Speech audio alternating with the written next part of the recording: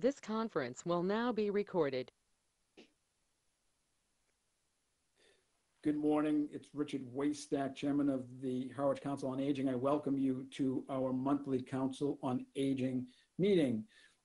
Before we get started and call to order, I will read the Governor's proclamation as necessary, pursuant to Governor Baker's March 12, 2020 order, suspending certain provisions of the Open Meeting Law, General Laws, Chapter 30A, Section 18, and the Governor's March 15, 2020 order, imposing strict limitations on the number of people that may gather in one place.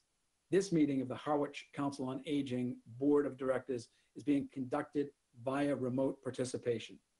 No in-person attendance of members of the public will be permitted, but every effort will be made to ensure that the public can adequately access the proceedings as provided for in the order. And now that we are called to order, I would request from the board a motion to approve the minutes of the September 2nd, 2020 COA Board of Directors meeting. So moved. Thank you, Carol. Do I have a second?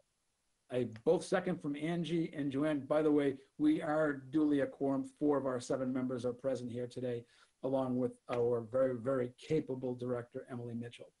So all in favor of the minutes, the motion as presented? Aye. Aye. Aye. Aye. Aye. Okay. Aye. Richard, I apologize. I do think it does have to be a roll call vote while it's remote. Angelina Chilaka, Aye. Carol Thayer, Aye. Joanne Lepore. Aye. Waystack is an aye.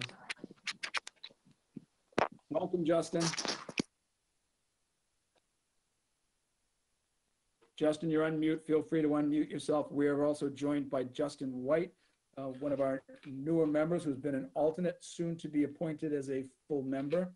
Welcome to you, Justin. Let me get back to my agenda. Is there anyone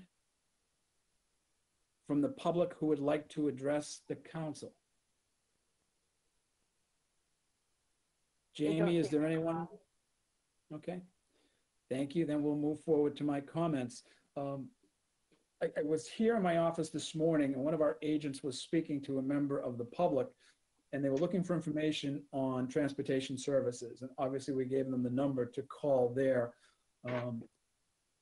But I think, like reading the proclamation from the governor, there's still a lot of information people don't know about. And we're doing a great job, with our newsletter, getting it out to people. I know Emily has been very present at meetings, and we have our announcements on Channel 18. But I think it's incumbent upon us as board members to keep information and communication going. And anytime that we can, to provide information of what services that are being provided right now during the pandemic. And I want to thank everyone for their work. Joanne, those who are looking on, all I can say, imagine what the other guy looks like. So and to explain to folks, Joanne had some slight surgery yesterday, and she is our liaison with Elder Affairs, so we're glad to have Joanne with us today. All right, that's it for my comments. Emily, I'm going to turn things over to you for your report, if you would kindly. Thank you, Richard. So I'll try to go through things a little bit more quickly than I did last time. I know I took up quite a bit with my report at our last meeting. So the first couple of documents that I included in your packet are an overview of our current operations and, again, our anticipated operations just as we progress through and as things evolve and adapt. So really our core operations remain the same. So we're focusing on our community lunch distribution, which is in that 65 to 70 meals per day, serving 85 unique individuals, because not everyone receives a meal every day. That is a huge portion of our operation right now, and many people are benefiting from that service. And as always, a thank you to Linda St. Pierre, our town chef, for tirelessly getting those meals out, and to all of our volunteer drivers delivering them into the community. We're very grateful. Transportation continues, grocery, pharmacy, those locations that we've absorbed from the Friends of Bank and Post Office while the Friends bus is offline. Still limited to 2 people per trip in our larger vehicle, the 12-passenger, and 1 person per trip in the smaller 8-passenger vehicle, just to comply with social distancing and sanitation requirements. Something that's new and starting for October, we will be bringing folks to both early voting and or to drop off their absentee ballots at town hall. We will not be providing transportation on election day because we just don't have the capacity to meet that on-day demand because of such the passenger number restrictions on the van. So we're trying to accommodate as many people as we possibly can through those early voting and ballot drop-off options, and are publicizing that as widely as we can to make sure folks know that option and take advantage of that option for transportation. Continued grocery pharmacy support both in bringing folks to stores, and we do have some volunteers and staff occasionally shopping on behalf of others, though I'd say that's much more rare. Most folks are at this point either comfortable going on the van or utilizing the pantry or comparable service. In terms of programming, we are much more actively resuming our one-on-one appointment-based programs on site. So we have Betty Brady here today doing her foot care clinic. We have attorneys on site and remote. Those are really the two big ones right now that most people are taking advantage of. We're seeing a huge, huge need for podiatry care. We're trying to bring in an additional podiatry care nurse just to kind of meet that need that has accumulated over the last 6 or 7 months when people couldn't access that service. So that's something we're really actively trying to recruit for, but because the need is so pervasive all across different communities, it's hard to find someone. So we're working on that. And then the other thing we're really working on right now is to try and put on some holiday programming. We know that the holiday season is going to be exceptionally difficult for folks this year. A lot of the community-based programs aren't happening for safety reasons. People may not be able to see or travel to see family and gather. So we just anticipate that that's going to be a very isolating, lonely time that's lacking in other community supports that are normally there. So we're trying to figure out some options to meet those needs. I've been talking with the health director, Megan Eldridge, about options for delivering warm meals. So as you know, our lunch distribution has been entirely cold meals because of transport and packing. But with some heightened standards, she's given me the go-ahead to pursue some warm meal options. So maybe like a real turkey dinner that we can bring to folks for Thanksgiving and other holiday events to try and put something like that together. We've been working with Home Instead, which is the organization that normally organizes the Be a Santa to a Senior program that I know many of you have helped with delivering gifts to folks. They're unsure if they're going to be able to resume that program or hold that program this year. So we're kind of waiting to see where they fall, and if they can still provide that, we'll support them in the way that we normally do. And if they can't, potentially trying to take on something comparable totally in-house. So we're looking at those options. We don't want the holidays to be any harder than they have to be at this very difficult time. So that's something we're focusing on. And then a little bit later on, I'm going to get into a new grant. We just received a program-specific grant. That's a new project we'll be undertaking that will be totally remote, but should be an interesting and exciting option for folks in the community. And then the other thing I wanted to mention is that this is becoming a very busy time for our outreach services. So Julie is still straddling the program specialist and social services coordinator roles. And she's really going to need to transition a little bit more to the social services coordinator functions, and potentially that's going to mean a loss in some of our program specialist and programming roles, or an inability to expand them as quickly as we were hoping to. Especially fuel assistance is starting right now, and she anticipates will take up a significant portion of her time in the coming weeks and months. We're seeing increased Caleb Chase Fund demands and just general increased need for support and information referral benefits, that type of thing. So I just wanted to put that out there because it is impacting our other programming as well. So that's kind of where we are right now for anticipated coming weeks, months, and then really through the end of the fiscal year is largely unchanged from what I presented to you last month. Continued on-site one-on-one with professionals and staff in the short term. We're continue to explore options for bringing back small groups on site, but it's still strongly not recommended by the various aging agencies, by other COAs. that, again, because the folks that we're here for are in the higher risk category, not to create those risk-laden situations. I will say that's created a little bit of a conflict. As you all know, the community center is open more broadly to the public. There are small groups that can resume meeting on site. The weight room is newly open, which is great news. So I'm hearing from some of our vendors and from some of our normal program participants a frustration that our on-site programs are not resuming. So it has created a little bit of a conflict, I would say, but anytime we kind of then get into the explanation as to why, I think people understand and potentially look for other programs that may meet their needs, even if they aren't directly sponsored by the Council on Aging. So we're navigating that and just trying to do the best that we can based on continued public health guidance and aging agency guidance that we get. So that's where we are on those things. I don't know if anyone has any questions on kind of where we are or where we're going. Emily, relative to Julie being stretched thin at the moment, and have we had any luck with additional volunteers for the office to be able to deal with some of the reception type duties that Julie's been doing all of? So this is a conversation Julie and I have kind of continuing to have.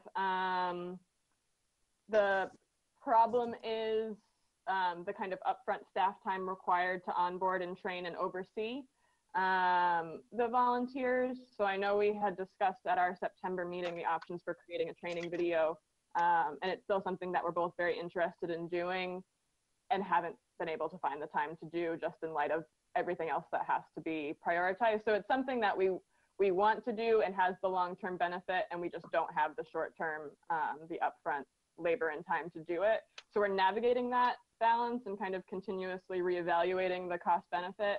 We have had some additional staff reception volunteers. Joanne was back, which was wonderful to see her in the office. And we've had 2 or 3 other folks who have been coming in really regularly. So I'd say we're relying on that group of 3 or 4 in-office folks to provide a high level of assistance, and they have, and it's been wonderful. But we're probably not at a point to onboard and train and oversee a lot of reception volunteers at this time, especially as the outreach things are expanding. So we're really relying on those folks and have been able to, and it's been very beneficial. And that's probably where we're going to be a little static there for the next couple of weeks, I would say, at least.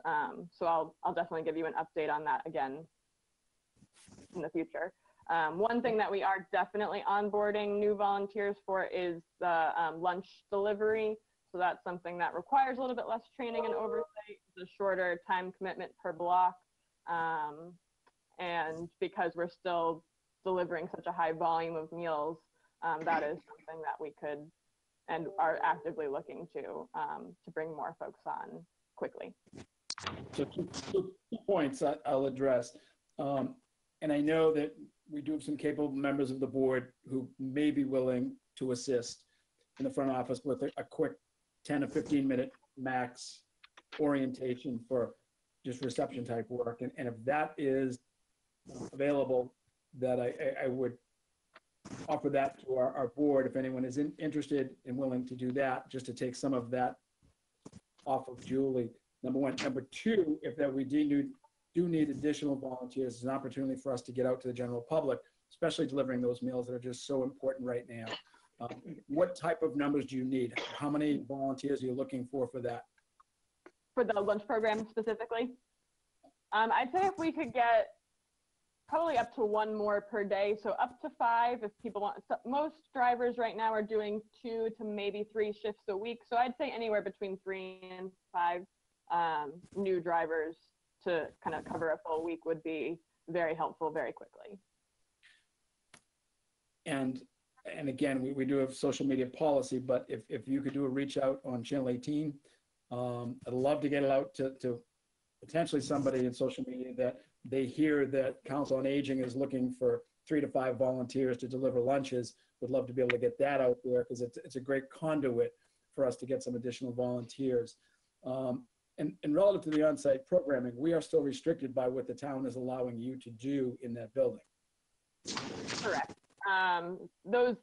That capacity has expanded pretty significantly. I think the community center is I don't want to misspeak, so I'm speaking in ballpark here, but is able to have groups of up to maybe 25 or 30 in the larger multi-purpose room. They are putting some programming in the gymnasium, and then the smaller, under 10 or 10 to 12 groups in the activity rooms. There's no specific town restriction on age-related activities, so that is really more guidance I'm getting from aging agencies and in collaboration with other COA directors navigating similar situations across the Cape in particular, but statewide as well. So we legally could bring things back, but it's so very clearly there's an unambiguously not recommended that we're not pursuing that right now. Well, I think it's important that we make it clear to the general public who may be watching this today is that we are restricted. We have a program specialist position that is unfilled. You're hearing the level of which the staff is frankly overwhelmed at the moment. We're still needing volunteers. And again, with our staff there, torn between answering a phone and working programs that are very much needed at this time, with a lot of uncertainty going into the fall. Today I know is the employee flu clinic there at the community center. And there's still, again, we're hearing things constantly. The bottom line that decisions are being made by you as the director that is putting the safety of our senior population at the forefront. And that's why those decisions are being made. And without a staff to be able to oversee some of these programs, it's not in the best interest of our senior community at this time. Thank you, I appreciate that. I'm hearing some background noise. I'm not sure from who. I don't know if folks maybe don't mind muting themselves while they're not talking, just to eliminate some of that background noise if you're able to. Joanne, I think it might be coming from you. I can mute you from my end. I'm gonna do that if that's okay. Oh, okay. All right. Anybody have any other questions relative to Emily's report at this time? Okay, we will move forward. The volunteer recognition event, options to recognize our planned volunteers of the year. Again, we're still at a position right now where we're not meeting. We're still doing Zoom meetings. We're not meeting in person. Emily, what plans might we have moving forward to recognize our volunteers of the year? So I have had this conversation with Julie as well. Again, similar to what you were just saying, not really looking to host anything on site. I know we were planning a meal for about 75, and that's not going to be possible for the foreseeable future. We did acquire those plaques for the 2 volunteers of the year that I do have sitting in my office, and I was going to see what the opinion of the board would be in distributing those to those 2 volunteers. One of them is one of the few who has come back and is really assisting dramatically in the office. And so I'm sure she would appreciate that. And I know that I could get the second award to the other recipient. And so I just wanted to see I didn't want to make any decisions without consulting the board, and just to see where folks stood on that. I think it would be a great idea to, number one, recognize them, give them their plaques, but also invite them to attend our next meeting so that we can publicly recognize them. And that will be available for the general public to view at our meeting. And at that time, we could send out a press release of who we are recognizing. The volunteers are just so important to the mission of the Harwich Council on Aging. And even though we can't meet in person, it's been our role here as the board to be able to have a few events every year recognizing our volunteers, and it's very difficult. But the least we can do is recognize them at our monthly meeting. It may be on Zoom, but it's an opportunity for us to recognize them and for them to let us know what their perspective is. So I would consider that, and I'd love to hear from the rest of the board about your thoughts. Oh, Richard, I agree 100%. I think definitely, the recognition is definitely something we should do. There's no question about it. I'm 100%. I agree also. Yeah, I agree also. If I could just interject. As do I. Okay. We just had a caller join us. I'm wondering if you want to identify yourself, that would be wonderful. If not, if I could just have you mute yourself, because we have some background noise coming. from the person who just joined us. I'm Jim Mangan. Oh, hi, Jim. It's great to hear your voice. Voice, yeah. Welcome. Hi, Jim. I'm gonna put you on mute because we have some background noise. And then anytime you want to speak, you're just gonna press *6 on your phone, okay? Okay, fine. Excellent. Thanks, Jim. It's great to And hear your voice. I have a 12:30 weight room thing. Oh, perfect. Well, we'll get you there in time. Okay. Jim, welcome. Okay. It's good to hear your voice. We're glad to have you with us. And don't worry, you'll have plenty of time to meet your 12:30 appointment at the weight room today. And Emily, could you kindly unmute Joanne, please? I want to see if Joanne's comfortable with doing that recognition for our volunteers.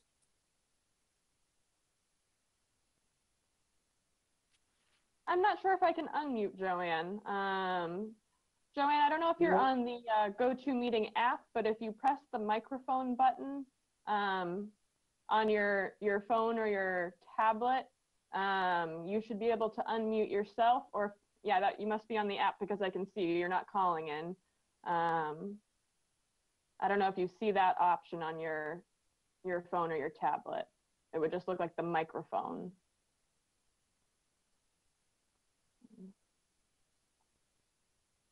You might have to tap your screen, Joanne, to see the icons at the bottom.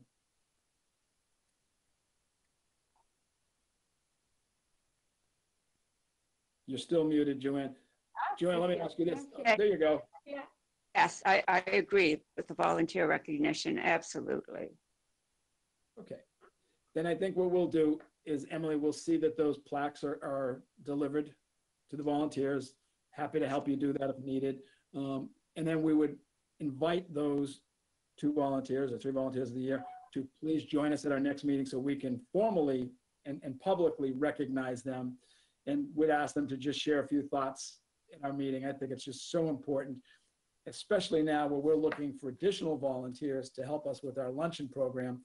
And again, I'll remind the general public that we are looking for 3 to 5 volunteers to assist us with our lunch distribution program.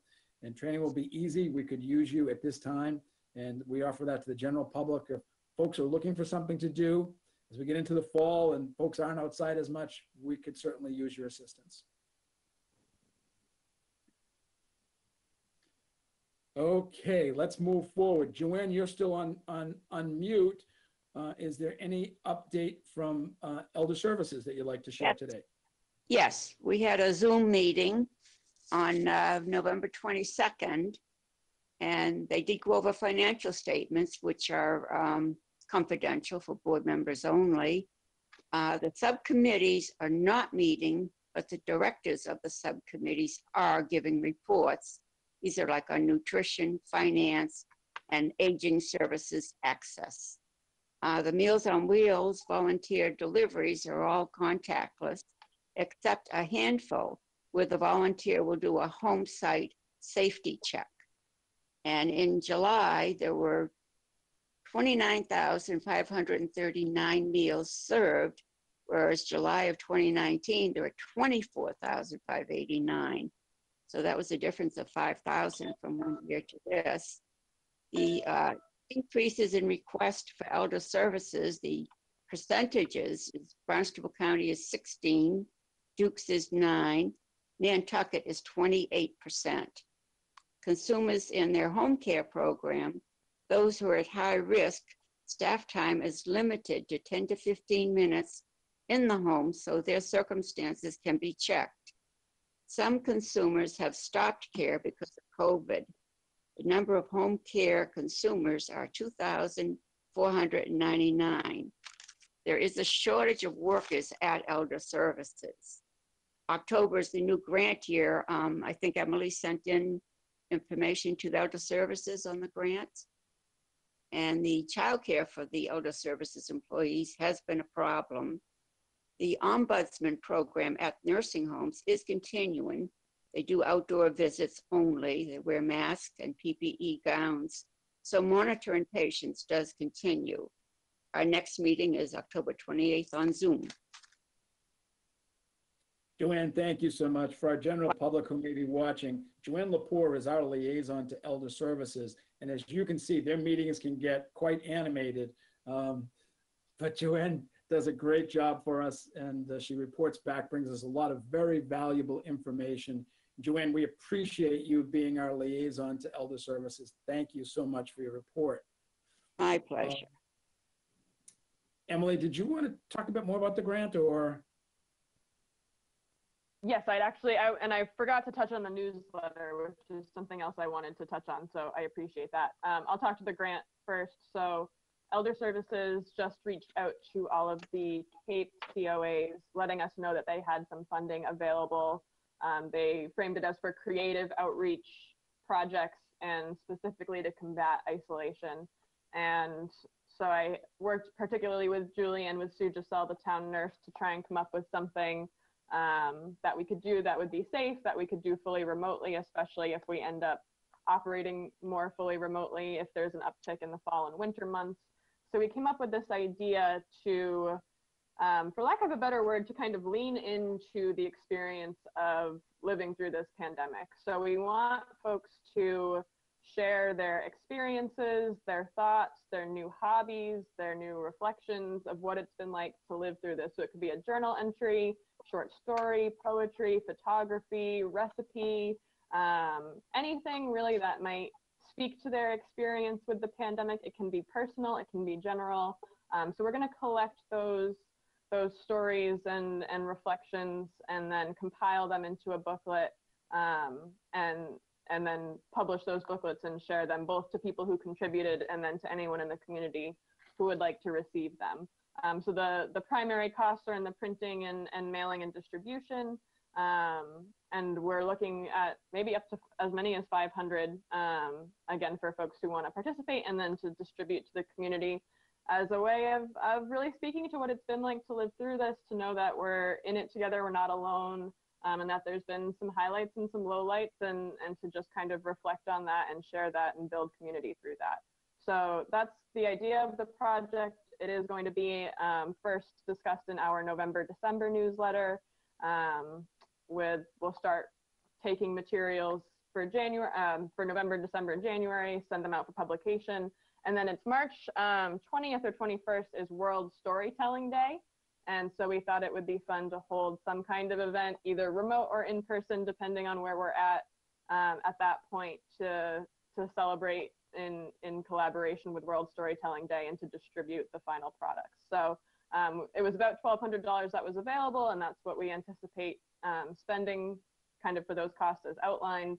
And we're excited for this kind of new opportunity. We haven't done anything like that before. So we're excited about it, and I'll certainly keep you all involved. I hope that maybe some of you will want to contribute to it as well.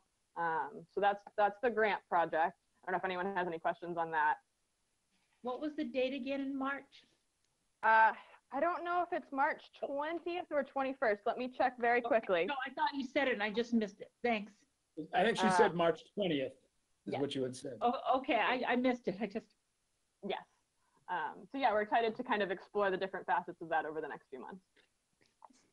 And then speaking to the newsletter, as I had, I think, filled you in maybe via email when I attached the September-October 2020 newsletter and asked if you wouldn't mind sharing that widely. We have had some ongoing procurement challenges with the newsletter. It has to do with postage. There was a specification included for the project that whoever the vendor would be would supply nonprofit postage. Turns out that that's not a legitimate specification, and so we will have to rebid it.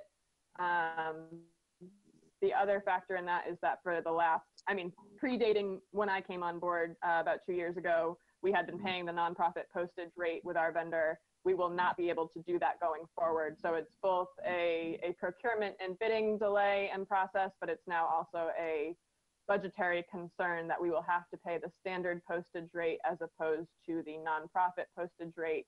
The cost difference is about double. So I don't have an obvious mechanism to pay for that. I do intend to make a presentation to the Friends to see if they might be able to absorb or assist with that unexpected postage cost. to get us through fiscal year 21. I'll certainly incorporate a more accurate reflection of that cost when budgeting for the fiscal year 22 cycle, and hope that that cost is approved. So it's been a difficult few months in trying to get this newsletter out. I feel just awful that our September-October edition never went to print. I did meet with the procurement team, which consists of Bob Lawton, the acting assistant town administrator, and Griffin Ryder, the town engineer, yesterday, after getting a legal opinion from town council. And so we do have the plan in place now. We will be rebidding. The intended deadline for the November-December edition was next Friday, October 16th. We certainly won't make that deadline in light of the requirement to rebid.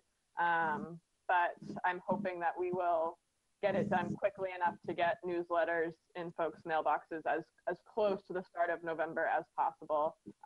But we will have a November-December edition that goes out now that we've worked out the legal and postal issues that have been associated with it for the last few months. So it's been quite a process. We at least now have a final answer. It's an answer that poses some obstacles that we're working through, but I'm confident that we will make it work some way or another, and folks will get that information that they so rely on. So I did want to give you that update. I do apologize to anyone in the public who may be listening.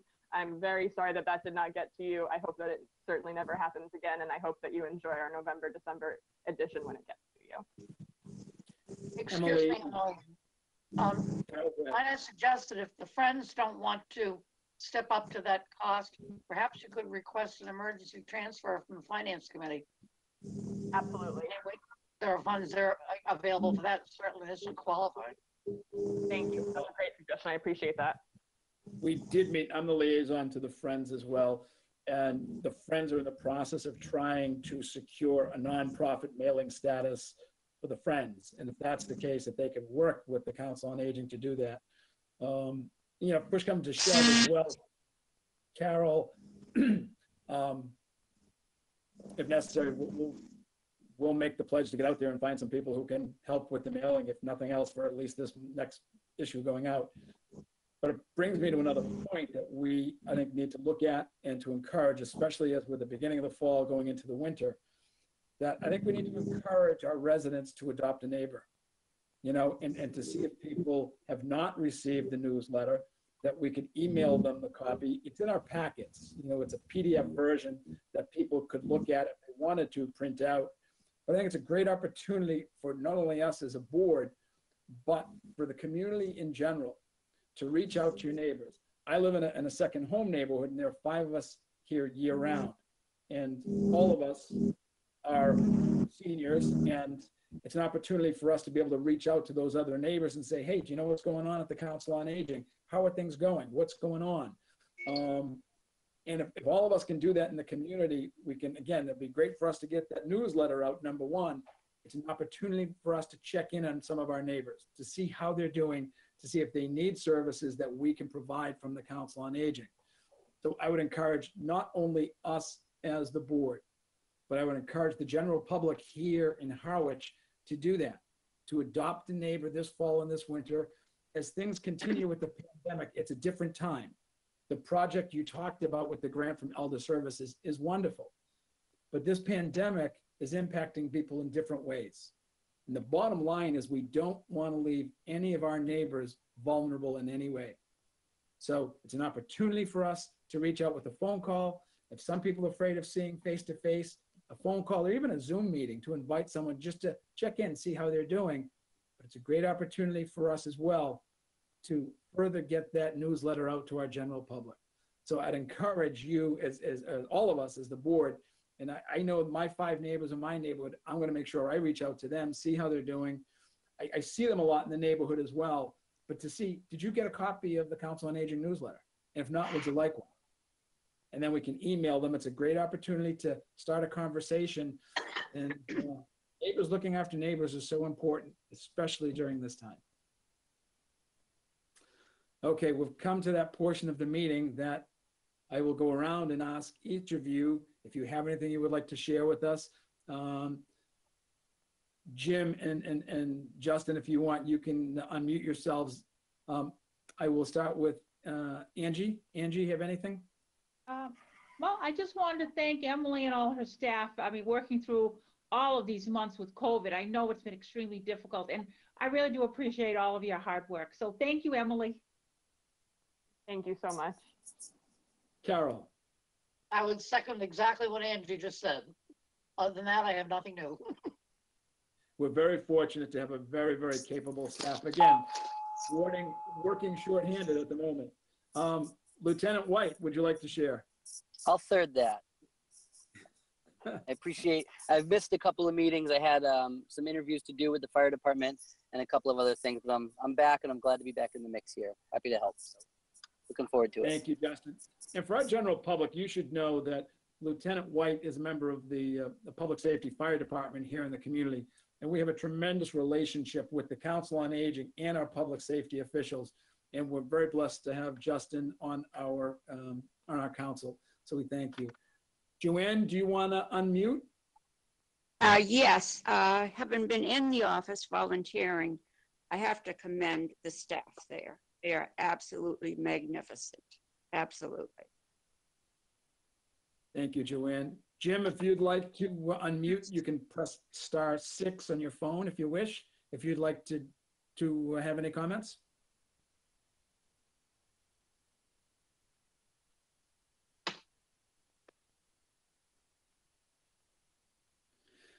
Okay, Jim, thank you for being with us, and I appreciate all of you. Emily, as you know, your entire council is behind you, supporting you, and your staff and the work that you're doing. We appreciate all the work that you're doing.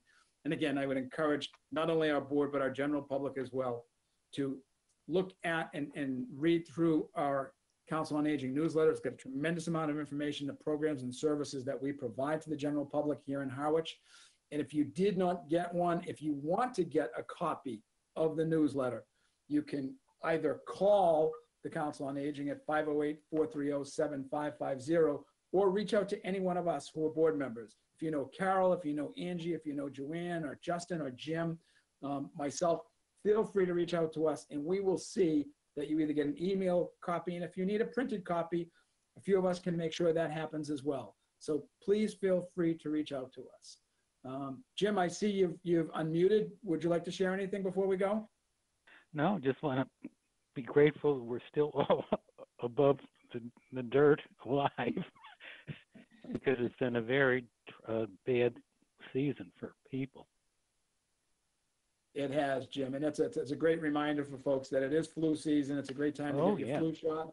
I know I'm getting mine today a little bit later this afternoon, and encourage everyone to get one as well. So I want to thank you. I got mine yesterday. Great, Jim. I'm glad you did. Be protected. So I want to thank the board for being with all your hard work and our general public. Again, if you have any questions, call the council at 508-430-7550 or feel free to reach out to any of the council members. If there's nothing else, I will at this time entertain a motion to adjourn. Motion to adjourn. We have a motion. There's a second, please. Second. I'll second it. Thank you. Now I would need an auditory response from all of you. Angie Chalaka? Yes, I agree. Carol? Carol? Aye. Yes. Joanne? Aye. Justin? Aye. Jim? Aye. Richard is an aye. The meeting is